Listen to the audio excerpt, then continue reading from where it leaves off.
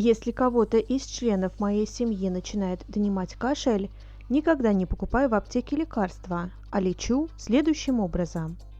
Беру капустный лист, опускаю его на 1-2 минуты в кипящую воду, затем намазываю медом и накладываю на грудь. При сильном кашле 2 капустных листа, один на грудь, второй на спину. Облегающая футболка хорошо держит лист всю ночь, а на утро от него почти ничего не остается. Вместе с медом он впитывается в кожу, оказывает целебные действия. 3-5 ночей, и простудного кашля как не бывало.